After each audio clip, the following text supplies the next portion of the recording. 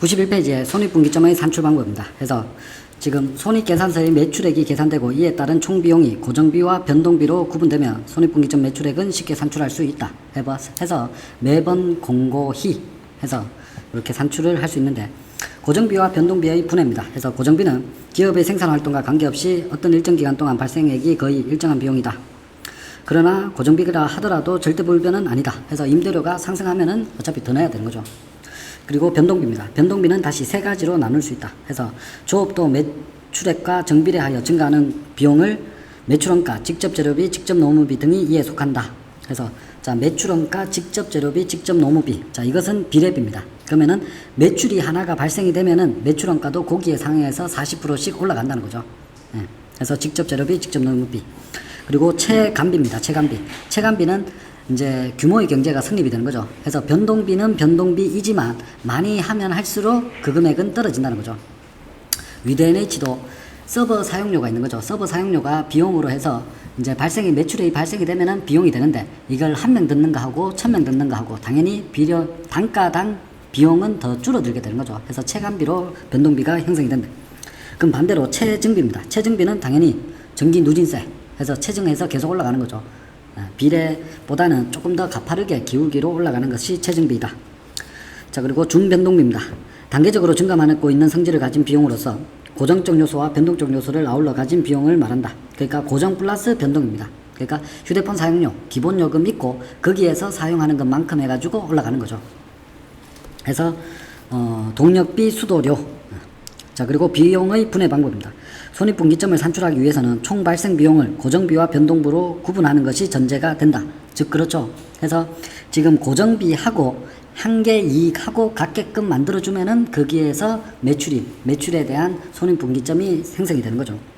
그러나 모든 비용이 고정비와 변동비로 분류하는 작업이 결코 쉽지 않으며 이 분해의 정확도 여하에 따라서 손익분기점의 정확도가 결정된다.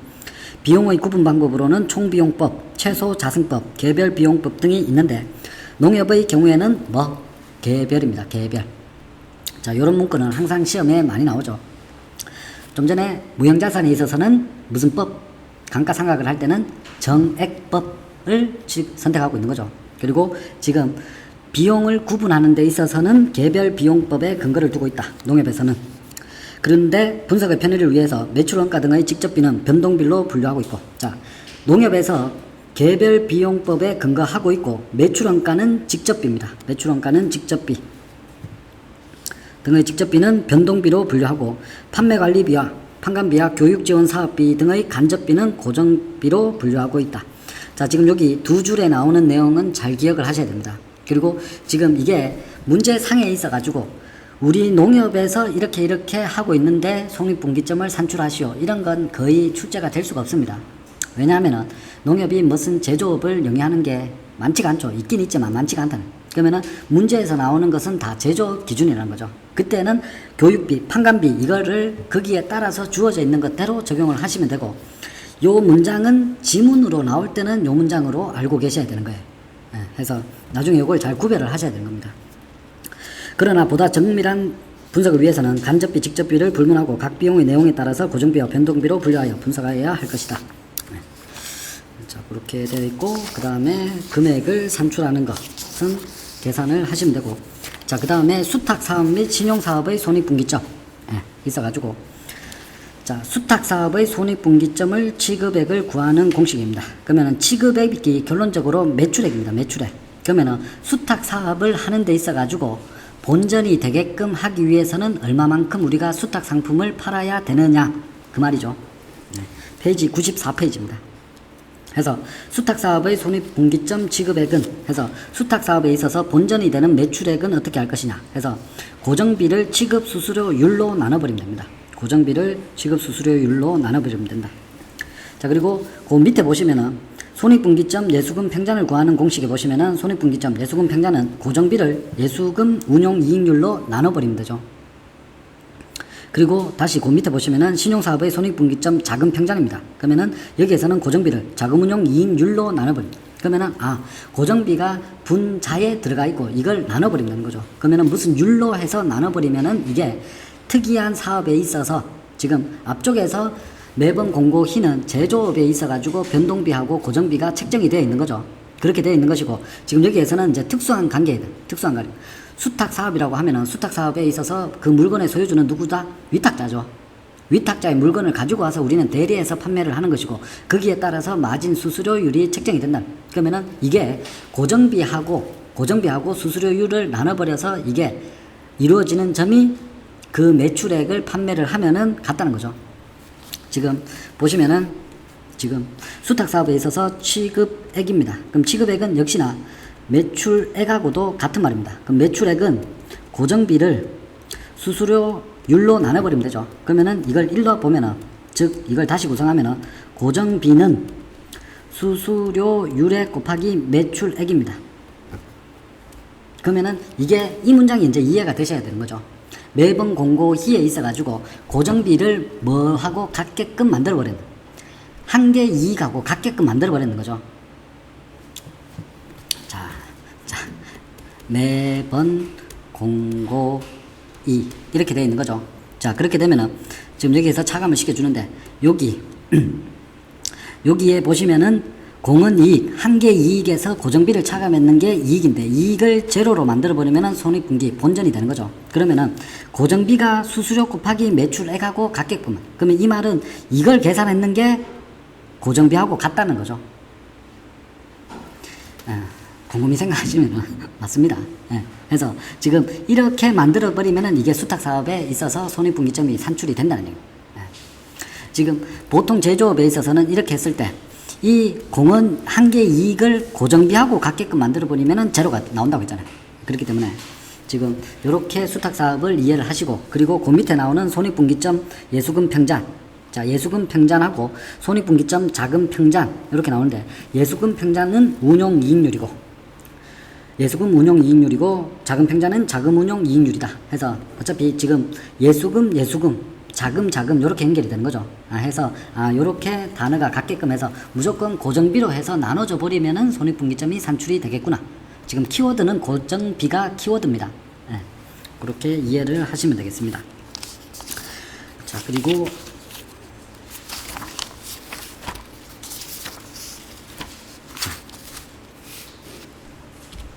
자, 그 다음에 원가 관리 보시겠습니다. 자, 원가 관리는 매출 원가죠. 매출 원가. 그럼 매출 원가의 비용에 포함되는 것들이 어떤 게 있느냐, 이런 말입니다. 그래서 매출 원가 관리는 이제 굉장히 책이 두껍습니다. 원가 회계라고 굉장히 책이 두꺼운데, 지금 우리는 제조업이 아니기 때문에 이제 간단하게만 살펴보고 넘어가는 겁니다. 자, 원가 관리란 원가 계산에 의해서 생산 활동을 측정 평가하고 경영의 내부 활동을 분석하고 관리하는 것을 말한다. 자, 원가는 기업이 수익을 획득하기 위해서 여러 가지 경제 활동을 수행하고 있는 과정에서 발생하게 되는데, 원가가 발생되면 이를 자산으로 처리해야 할 것인지 아니면 비용으로 처리해야 할 것인지를 결정해야 된다. 발생한 원가 중 미래의 경제적 효익을 기대할 수 없거나 불확실한 경우에는 비용으로 인식하고, 반대는 자산으로 인식하는 거죠. 그리고 이러한 비용 중에서 매출을 위하여 지급한 수수료처럼 수익에 직접 되는 비용도 있고, 선전 광고료처럼 수익 획득과 직접 관련이 없는 것도 있다. 발생한 원가 중 미래의 경제적 효익이 기대되어 자산으로 인식한 원가는 차후에 수익과 직접 관련이 있는 것은 수익을 인식한 시점에서 비용으로 인식하고 해서 상품 매출원가, 그렇지 못한 것은 체계적이고 합리적인 방법으로 감가상각으로 비용으로 떨어내겠다는 거죠. 지금 이제 이런 문장은 이해를 하셔야 되는 거예요. 앞부분에서 설명을 드렸기 때문에. 그리고 손실은 비정상적이고 비반복적인 사건에서 적용되는 단어이다. 자, 그리고 원가의 분류입니다. 자, 원가는 보는 관점에 따라서 다음과 같이 달라지게 된다. 그래서 원가인데, 미래의 경제적 효익이 있으면은 자산으로 가는 것이고, 자산으로 가는데 소멸되지 않는다. 그러면 그대로 자산으로 가는 거죠. 그래서 토지죠, 토지. 소멸되지 않는다. 감가가 되지 않는다. 해서 이것은 그대로 자산, 토지. 그리고 만약에 이 자산을 취득을 했는데 소멸하게 된다. 수명이 있다. 이렇게 되면은 이것이 수익에 공헌을 한다. 이렇게 되면은 감가상각비로 해서 비용으로 체계적이고 합리적인 방법으로 떨어주는 것이고, 수익에 공헌을 하지 않으면은 이것은 손실로 처리를 하게 된다는 거죠. 그리고 미래의 경제적 효익이 없으면은 자산으로 갈 필요도 없이 그냥 바로 비용으로 가버린다는 거죠. 그래서 지금 여기에 나오는 자산 비용, 손실 비용, 여기를 지금 잘 알고 계셔야죠. 이걸 바꿔서 낼 수도 있다는 거죠. 그러니까 조금 신유형으로 빈칸 넣기 이런 것들이 나오고 있기 때문에 보셔야 되고. 자, 그 다음으로는 원가의 3요소입니다. 그래서 원가의 3요소는 암기를 하셔야 됩니다. 재료비, 노무비, 경비. 재료비, 노무비, 경비. 자, 원가 3요소 옆에 이제 김밥 한 줄. 저래 보면 되죠. 김밥 한 줄. 그러면 김밥 한 줄에 들어가는 원가는 뭘로 구성되어 있느냐? 일단 재료를 사와야 되죠. 김하고 밥하고 당근하고 사와야 되고, 그 다음에 김밥을 마는 아주머니가 있어야 되는 거죠. 노무비. 그 다음에 경비. 김밥을 하기 위해서 전기를 써야 되는 거죠. 그럼 기타 경비, 이게 들어간다는 거죠. 그래서 재료비, 노무비, 경비. 그래서 김밥을 생각하시고, 그 다음에 직접비와 간접비입니다. 직접비는 그 김밥을 만드는데 들어가는 비용, 그리고 간접비는 여러 종류의 제품 제조를 위하여 공통적으로 소비되어 특정 제품에 직접 부과할 수 없는 원가 요소를 말한다. 그러면 김밥집에 있는 단무지. 그러면 단무지는 어차피 직접적으로 김밥에는 먹는 단무지 말고 반찬으로 나오는 단무지, 이것은 다른 식품에 있어서도 다 제공이 된다는 거죠. 그렇기 때문에 이것은 간접비로 소요될 수 있다. 그리고 판매비와 일반 관리비입니다.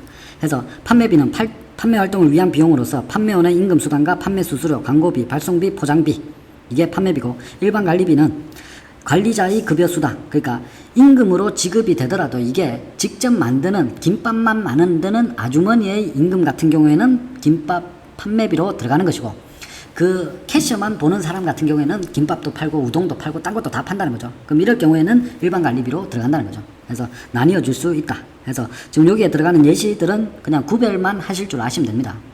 굳이 암기를 하시지 않고 그냥 김밥집을 생각하시면 됩니다. 자, 그리고 고정비와 변동비입니다. 고정비는 당연히 감가상각비, 그리고 보험료, 임차료 고정되어 있는 거죠. 변동비는 당연히 물량이 김밥을 많이 하게 됨으로써 직접 재료비, 이런 것들은 다 이제 많아지게 되는 거죠. 그래서 구별을 하시면 되겠습니다. 각각의 원가에 있어서. 자, 그리고 실제 원가와 예정 원가입니다. 자, 실제 원가하고 예정 원가는 어디에서 주로 많이 등장하느냐? 가공식품에 있어서 제일 많이 등장한다. 그러면은 가공식품은 일단 만약에 배즙을 만들어 파는 회사이다. 이렇게 되면은 배를 일단 사오는 거죠. 그리고 즙을 내는 거죠. 그럼 즙을 내 가지고 다시 필름에다가 봉지를 해 가지고 판매가 이루어지는 거죠. 그럼 그렇게 됐을 때 이 배를 사오는 데 있어서 연중 동일한 가격으로 사올 수가 없다는 거죠. 당연히 추석 때 배를 사오려고 하면은 가격이 비쌀 거잖아요. 그렇죠? 근데 추석이 지나고 난 다음에 냉동배가 있고 뭐 해가지고 가공을 거쳐가지고 이렇게 될 때는 배값이 싸다는 거죠. 그러면은 배에 구매하는 재료에 있어서 금액이 자꾸자꾸 변동이 되는데, 그 변동되는 것을 일일이 다 원가로 책정을 하기가 힘들다는 거죠. 그렇기 때문에 대충 예정해가지고 원가를 책정을 해 놓겠다는 거죠. 자, 읽어보면 원가 계산을 실시하는 경우 원가 요소의 발생에 관하여 실제 발생할 것인가 혹은 예상 발생인가에 따라서 분류할 수 있다. 그래서 예정 원가에 보시면 제품의 제조에 착수되기 전에 예정에 의해서 계산된 원가로서 과거의 실적이 기초로 앞으로 발생하리라 예상되는 원가를 추정하거나 기업의 표준적 작업 활동을 행하는 경우 발생되리라고 예상되는 표준율가를 이용하여 산정을 한다. 그러니까 즉 배값이 작년에 보니까 1월달에 구매할 때, 3월달에 구매할 때, 5월달, 7월달, 9월달 구매할 때 가격이 요렇게 달라지더라. 그걸 감안해 가지고 예정 원가를 만들어 놨다는 거죠. 그러면은 실제 원가는 실제 나갔는, 실제 주고 사왔는 그 금액이라는 거죠. 그게 실제 원가죠. 그러니까 이거는 시차가 발생됨으로써 원가가 달라질 수 있는 것, 그렇게 해서 구분을 하시면 되겠습니다. 자, 예정 원가하고 실제 원가 두 가지의 단어 뜻을 구분을 하셔야 됩니다. 자, 그리고 원가의 구성입니다. 제품의 원가를 구성하는 제원가 요소는 다음과 같은 단계를 거쳐서 판매 가격을 구성한다. 자, 판매 가격에 3,000원 적으시면 됩니다. 3,000원. 그러면은 김밥 한 줄에 3,000원이라는 거죠. 3,000원. 그러면은 판매 가격 3,000원에 있어 가지고는 3,000원은 이익 한 500원 남겠죠. 이익에 500원 적으시고, 그러면은 총 원가는 2,500원. 그러면은 2,500원 안에는 다시 제조 원가가 있고, 그리고 판관비가 있다는 거죠. 그럼 판관비는 거기에 따른 재비용이 들어갔다는 거죠. 그럼 재비용 다시 500원. 그러면은 제조 원가는 2,000원. 그러면은 제조 원가가 2,000원이라고 하는 것은 당의 상품을 만들어내기까지 들어가는 모든 비용이 2,000원이라는 거죠. 2,000원. 자, 그러면은 그 2,000원 안에는 직접 원가도 있고 제조 간접비가 있어요. 그러면은 2,000원 안에 지금 제조 간접비는 만약에 300원이다. 그러면은 직접 원가는 1,700원. 지금 거기 숫자를 좀 적으셔야 돼요. 1,700원. 이 직접 원가다.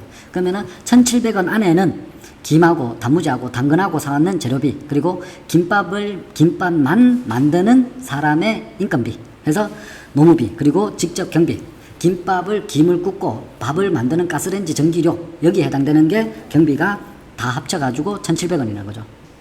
자, 주의하셔야 되는 것은 직접 원가는 직접자가 다 붙어 있습니다.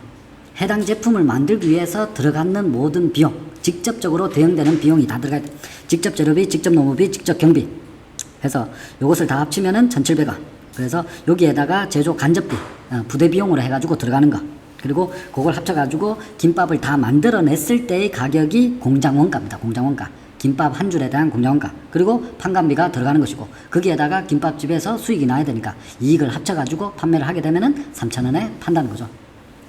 자, 지금 거기에 숫자를 적어 놓으시고 금액을 적어 놓으시고 요게 어디에 해당되는지를 구분을 하셔야 됩니다. 그래서 직접 원가, 제조 원가, 총 원가, 판매 가격. 그래서 이걸 그림으로 한번 그리실 줄 아셔야 돼요.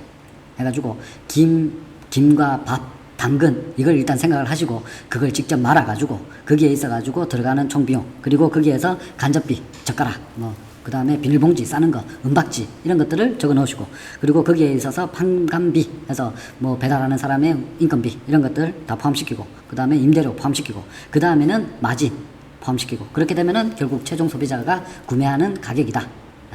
그걸 머릿속에 생각하시면서 요 표를 암기를 하셔야 돼요. 이것도 굉장히 이제 출제가 많이 되죠. 왜냐하면 간단하기 때문에, 출제하기 쉽기 때문에. 자, 해서 직접 원가는 직접. 그리고 제조 원가는 직접 원가의 배부 기준에 따른 제조 간접비를 가산한 것으로 공장 원가, 생산 원가라고도 한다. 자, 그리고 총 원가는 판관비까지 포함한 것이다. 그리고 판매 가격은 이윤까지 포함한 것이다. 그러니까 지금 위에 박스에 그림 형태로 나와서 빈칸으로 해가지고 채워 넣게끔도 만들어낼 수가 있고, 밑에 지문처럼 직접 원가란 이렇게 하는 것이다. 이걸 서로 바꿔가지고 지문으로 나올 수도 있습니다. 그러니까 서로 구별을 하셔야 되겠죠. 자, 그리고 이제 경영 분석입니다. 경영 분석. 그러면 경영 분석이라고 하는 것은 어떤 자료가 있어야 됩니다. BS와 PL 해서 이 자료를 재무상태표하고 손익계산서 이걸 가지고 우리 농협은 지금 현재 어떤 상태에 있거나 우리 기업은 현재 지금 부채가 단기간에 만기가 돌아올 부채가 얼마만큼 있구나, 그래서 큰일 났다, 이걸 판단을 할 수가 있다는 거죠. 아니면은 우리가 지금 현금의 여유가 좀 많기 때문에 투자를 해도 괜찮겠다, 이런 판단을 할 수 있도록 비율을 산정을 해보는 것이 경영분석입니다. 해서 경영분석의 해서 재무상태와 경영성과를 판단하는 것을 의미한다. 경영분석의 목적에 보시면 유동성, 안정성, 수익성의 회계 제가 제일 첫 시간에 얘기했죠. 이해관계자들이 알고 싶어요라고 하는 사람들이 재무활동을 하는데, 재무활동을 하는 데 있어서는 중요한 요소가 3가지가 있는 거죠. 수익성, 안정성, 황금성.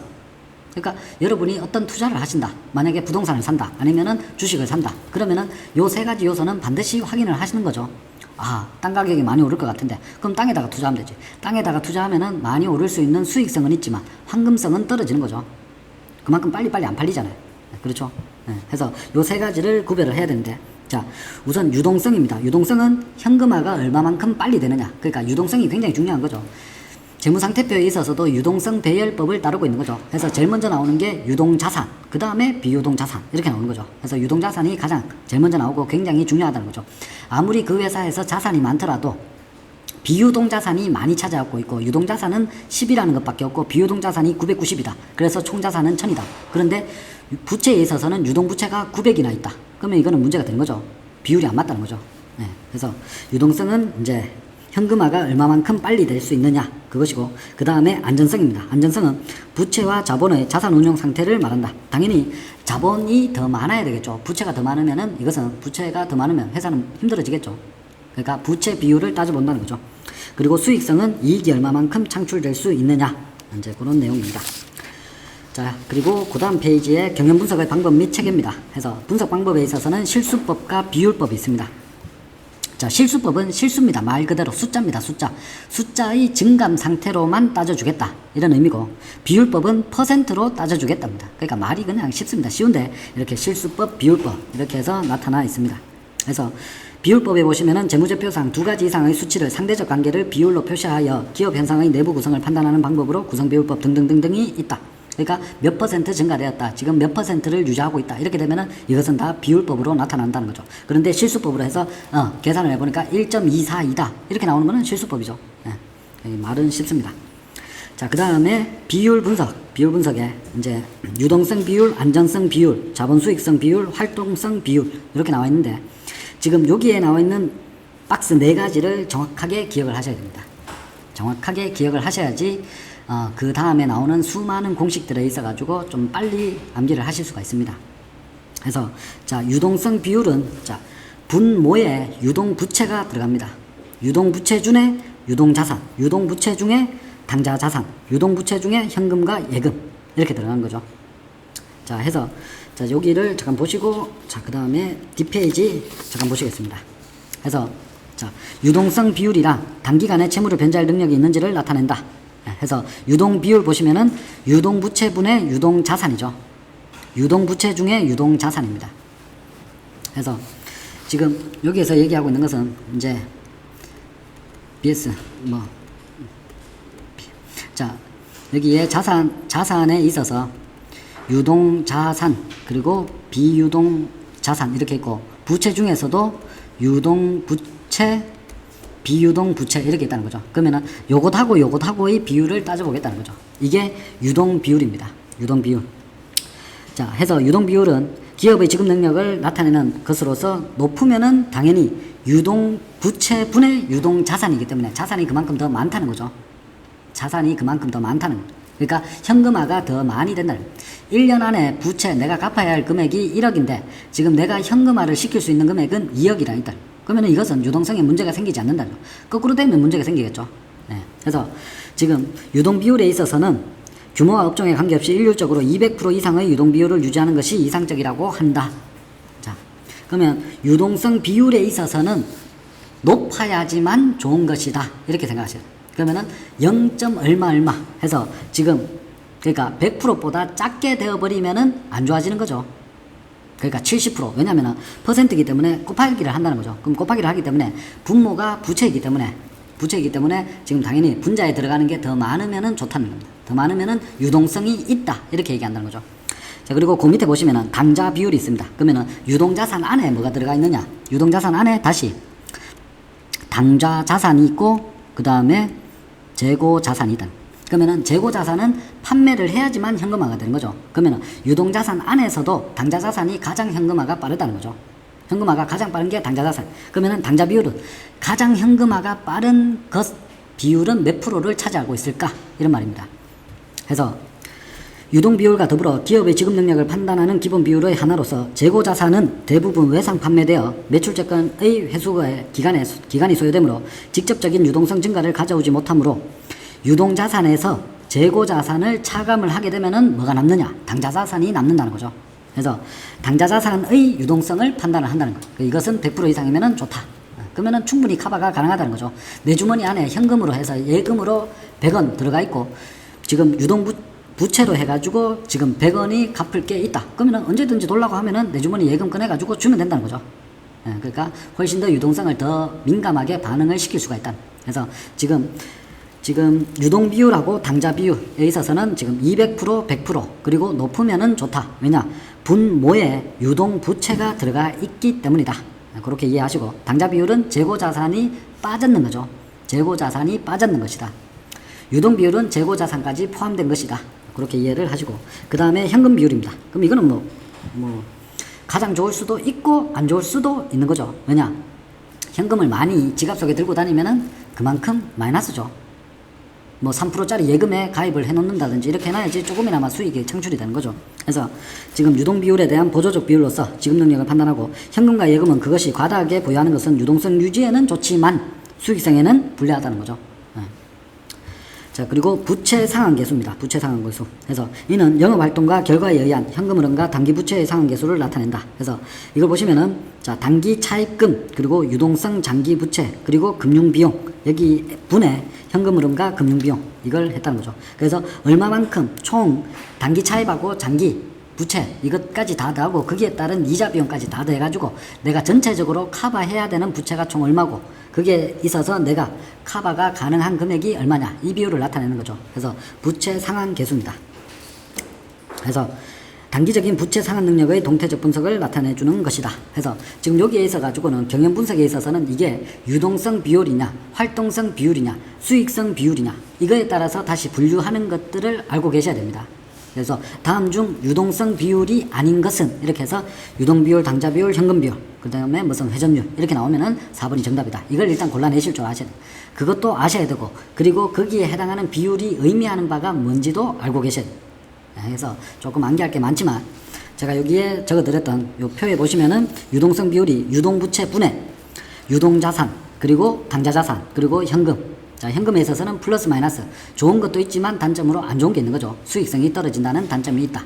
이렇게 해서 정리를 하시면 되고, 그러면 암기를 하셔야 되는 것은 부채 상환계수, 이것만 암기를 하시면 되죠. 부채 상환계수가 안정성 비율에 속하는 것이고 뭐분의 뭐이다. 그렇게 해서 기억을 하시면 되겠습니다. 유동성 비율에 이제 하나가 더 있습니다. 유동성 비율에 순운전 자본입니다. 순운전 자본 해서, 순운전 자본은 자산에서 부채를 차감하면은 자산이 나오죠. 자산에서 부채를 차감하면 자본이 나옵니다. 자본을 순운전 자본이라고 얘기한다. 그래서 지금 여기에서는 분모가 지금 부채가 아니라 총자본입니다. 총자본분에 유동자산과 유동부채를 차감을 시켜. 그러면은 지금 여기에서는 뭐냐, 내가 가지고 있는 실제 돈, 투자했는 그 금액 가지고 단기에 발생될 수 있는 현금하고 단기에 발생될 수 있는 부채, 이거를 차감을 시켜가지고 얼마만큼 내가 커버가 가능할 것이냐, 이걸 따져준다는 거죠. 그래서 자산에서 커버가 안 되면은 자본에서 꺼내가지고 돈을 줘야 될 거 아니에요. 그렇죠? 그래서 그거에 대한 퍼센트를 나타내는 것이다. 그래서 당연히 유동자산이 크면은 순운전 자본 비율이 높아지겠죠. 당연히 그렇겠죠. 자산 안에는 유동부채가 들어가 있잖아요. 그렇죠? 그래서 높으면 유동성이 좋답니다. 유동성이 좋다. 즉 다시 얘기하면은 유동성 비율에 있어서는 숫자가 높으면은 그만큼 유동성이 활발하다는 거죠. 현금화를 빨리 만들 수 있기 때문에 충분히 커버가 가능하다. 그런데 여기에서 높으면은 좀 안 좋은 게 있다는 거죠. 예외적으로 현금의 경우에는 너무 높으면은 안 좋다. 자, 그리고 안전성 비율입니다. 자, 안전성 비율은 지금 부채가 있으면은 결론적으로 유동성으로 해가지고 갚거나 자산에서 빼내와가지고 갚으면 오케이인데, 그걸 갚지 못하면은 결론적으로 어디까지 손을 뻗쳐야 된다? 자본까지 손을 뻗쳐야 된다는 거죠. 자본까지 손을 뻗쳐야 돼. 그렇기 때문에 안전성 비율은 분모가 뭐가 되느냐? 자기 자본이네. 자기 자본이 분모가 돼. 그러면은 위에는 당연히 부채가 나오겠죠. 그러면은 내가 나의 진짜 돈하고 내가 빌려온 돈, 그 비율을 따져주겠다는 거죠. 그래서 자, 우선 부채 비율입니다. 부채 비율은 자기 자본분의 타인 자본입니다. 해서 부채입니다. 부채. 이 비율은 기업의 재무구조의 안전성을 평가하는 대표적인 비율이다. 타인 자본은 장단기로 구분되고 일정 기일에 상환해야 할 부채이므로 이것의 과다는 재무구조의 안전성에 압력을 가하게 된다. 따라서 부채 비율은 재무구조의 안전성 관점에서 보면 높을수록 불량하다고 볼 수 있고, 현실적으로 업종에 따라서 다르게 판단 기준을 적용하고 있다. 그래서 부채 비율이 보시면은 업종마다 다 다릅니다. 조선업 같은 경우에는 뭐 300% 이렇게 한다는 거죠. 그럼 내 돈이 100원 있으면은 부채 비율이 300이라는 거죠. 300원만큼 빌려와서 한다는 거예요. 그러니까 뭐 이렇게 기관 투자 사업이나 뭐 이렇게 해서 업종마다 달라지는데, 지금 분모는 내 돈이고 분자가 부채입니다. 부채. 그러면은 이것은 높으면은 당연히 안 좋답니다. 내 돈 분에 빌려온 돈입니다. 그렇기 때문에 높으면은 안 좋다. 자, 그 다음에 유동부채 비율은 당연히 내 돈 중에서 유동부채가 얼마만큼 해당되어 있느냐. 그러면은 빨리 갚아야 할 돈이 내가 진짜 가지고 있는 돈 중에서 얼만큼 될 것이냐, 이 말이죠. 그래서 부채 비율이 같은 수준에 있다 손치더라도, 그러면은 A와 B라는 회사에 있어 가지고 부채 비율은 똑같다. 그래서 만약에 150%다 이렇게 했는데, 유동성 비율을 체크해 보니까 어떤 회사는 만약에 70%고 어떤 회사는 180%다 이렇게 되면은 180%의 회사는 지금 빨리 1년 안에 갚아야 할 돈이 훨씬 더 많은 거죠. 그럼 문제가 발생이 된다는 거죠. 그럼 유동성 문제로 연결이 된다는 얘기죠. 부채 비율이 같은 수준에 있다 손 치더라도 유동 부채 비율이 높게 되면은 안전성과 유동성은 상대적으로 불량한 것이 되며 일반적으로 100 이하가 되어야 된다. 자, 그리고 고정부채 비율입니다. 그래서 자기 자본분의 고정부채. 그리고 고정부채라고 하는 것은 당연히 고정되어 있기 때문에 이것이 높으면은 상대적으로 안전성이 있다고 판단할 수 있다. 그러니까 이거는 좀 천천히 갚아도 된다는 거죠. 그렇기 때문에 이것은 높아도 괜찮다. 자, 여기까지 하면은 다 자기 자본분의 부채입니다. 그러면 부채의 그 제목에 따라서 비율이 나타나는 거죠. 그래서 부채면은 부채 비율, 유동부채면은 유동부채 비율, 고정부채면 고정부채 비율. 이해되시겠죠? 그러면은 안전성 비율은 실제 내 돈 해서 자기 자본분의 부채가 들어간다. 이렇게 이해를 하셔야 돼요. 그렇게 해서 이것을 암기로 들어가셔야 되지, 무턱대고 계속 암기를 하신다고 하면은 이것은 이제 굉장히 시간이 많이 걸리겠죠. 자, 그 다음에 이자 보상 배율입니다. 그래서 자, 이자 보상 배율은 법인세 차감전 당기 순이익과 장단기 차입금에 대한 이자 비용과의 관계를 설명해주는 경영성과 계수이다. 그래서 이자 비용분의 세전이익과 이자 비용에다가 곱하기 100을 한다. 그래서 이 계수는 기업이 영업활동을 통하여 벌어들인 이익으로 차입금 이자를 지불할 수 있는 능력을 나타내는 통계적인 분석이다. 그래서 1 이상이 되어야 한다. 당연히 이익이 그만큼 더 많아야 되겠죠. 1분의 1, 100분의 100 이렇게 해서 1보다 많아야지 그만큼 이익을 많이 벌어들였다라고 간주할 수 있다는 거죠. 그래서 이것은 높아야 된다. 자, 그리고 자본 배분의 안전성 비율입니다. 자, 그러면은 여기는 키워드가 자본입니다. 자본. 자본을 가지고 이걸 어디에다가 안분을 시켜주느냐 해서, 자, 고정 비율입니다. 그러면은 고정 비율은 고정 자산의 자기 자본에 대한 비율 해서 자기 자본분의 고정 자산입니다. 그러면은 즉 이 말은 내 호주머니에 내 돈을 꺼내 가지고 이걸 고정 자산에 얼마나 투입을 시켜 놓았냐. 그러면은 내가 100원 가지고 회사를 만들어 가지고 이 100원을 모두 고정 자산에 부동산에 다 투자해 놨다. 이러면은 이것은 문제가 발생될 수 있겠죠. 그래서 기업이 소유하는 고정자산이 어느 정도로 자기 자본에 의하여 조달되었는가를 보여주는 자본 배분의 대표적인 비율이다. 이 경우 고정자산은 감가상각 누계액을 차감한 장부금액을 말한다. 고정자산에 투하된 자금은 장기적으로 고정화되므로 고정자산은 상환의 의무가 없는 자기 자본으로 조달하는 것이 이상적이며 이러한 경우 고정비율은 100 이하로 나타나게 된다. 왜냐하면 감가상각을 계속 시켰기 때문에. 그러니까 자본 배분의 안정성 비율은 내 돈을 어디에다가 썼느냐. 고정장기 적합률입니다. 자, 고정자산의 장기 자본에 대한 비율인데 장기 자본은 자기 자본과 장기 부채의 합계액이다. 그래서 고정장기 적합률은 뭐냐면은 내 돈에다가 10년 동안 갚아도 되는 장기 부채 분의 고정자산입니다. 그러면은 지금 여기는 다 뭡니까? 내 돈 끄집어내고 은행에서 차입 10년 차입해가지고 뭘 샀느냐? 공장을 샀다는 거죠. 토지 건물을 샀다. 그래서 이게 고정장기 적합률입니다. 그러니까 지금 현재 아파트를 매매하면서 고정 비율대로 해서 매매하는 사람은 없죠. 다 부채 끼고 매매한다는 거죠. 그래서 밑에 부분에 해당되니까 내 돈하고 대출했는 금액하고 해가지고 아파트 얼마짜리 샀다. 이걸 이제 환산해 볼 수 있는 거죠.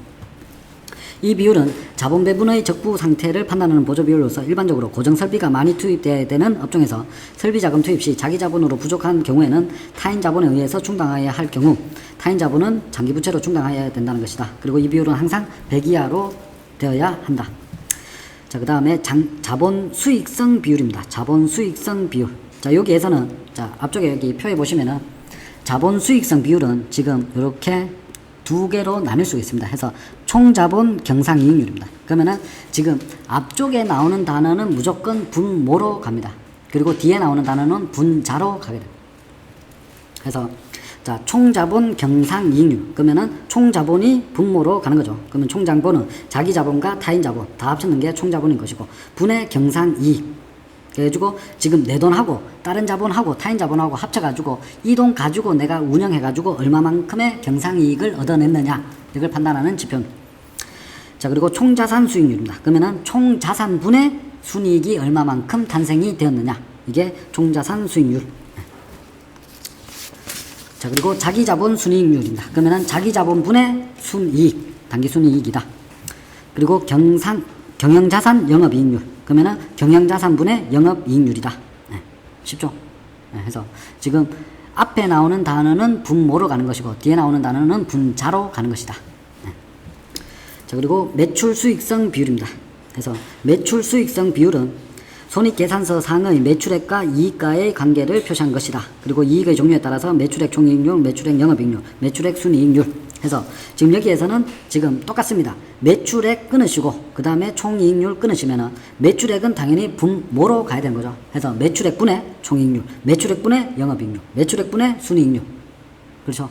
그러니까 이런 것들은 이제 암기할 필요가 없다는 거죠. 아, 이렇게 주는구나. 자, 그 다음에 수익 비율입니다. 그래서 자, 수지 비율, 그리고 영업 비율, 매출 원가율. 그래서 여기에서는 뭐 지금 마지막 거 매출 원가율 요거 정도만 알고 계시면 되겠습니다. 자, 그 다음에 활동성 비율입니다. 활동성 비율. 자, 활동성 비율은 자, 특이합니다. 활동성 비율은 다 분자가 매출액을 기준으로 삼고 있습니다. 그러니까 활동성이라고 하는 것은 지금 내가 재고가 이만큼 있다. 그럼 이 재고가 팔려 나갔다. 그럼 이게 한 바퀴 돌았다는 거죠. 그래서 놀이동산에 가면은 이게 있죠. 이렇게 있으면은 여기에 이렇게 해가지고 이제 놀이기구가 있습니다. 그럼 이게 빙빙빙 도는 거죠. 그러면은 여기에 다 재고자산이 이렇게 해서 한번 싹 한 바퀴 돌아서 팔려 나갔다. 이걸 기준점으로 삼는. 그러니까 이 활동성 비율은 매출하고 상관이 있다. 제조업체에서 유통업체에서 매출하고 상관이 있다. 자, 해서 기업에 투하된 자산들이 회전기간 중 얼마나 활발하게 운용되었는가를 나타내는 비율로서 회전율 분석이라고 한다. 자, 회전율이라고 하고, 자, 그러면은 총자본 회전율은 총자본이 분모로 가고, 그 다음은 무조건 다 매출액입니다. 그러니까 총자본 매출액 회전율 이렇게 하면은 맞는 거죠. 그 사이에 매출액이라고 넣으면 그러면 자기자본 매출액 회전율, 유동자산 매출액 회전율, 고정자산 매출액 회전율, 재고자산 매출액 회전율, 매출채권 매출액 회전율, 매입채무 매출액 회전율 이렇게 나왔다는 거죠. 그러니까 지금 주의하셔야 되는 것은 활동성 비율은 매출액으로 해서 뭘로 나누느냐 그거에 따라서 비율을 나타내는 거죠. 그러면은 지금 이렇게 해서 다 나타나지고 그 다음에 옆에 보시면은 당구장 표시에 재고자산 회전기간이 나옵니다. 재고자산 회전기간. 재고자산 회전기간은 앞쪽에서 구한 매출액에서 지금 해당되는 과목들로 해서 나누어졌는 그 회전율의 분모로 들어간다.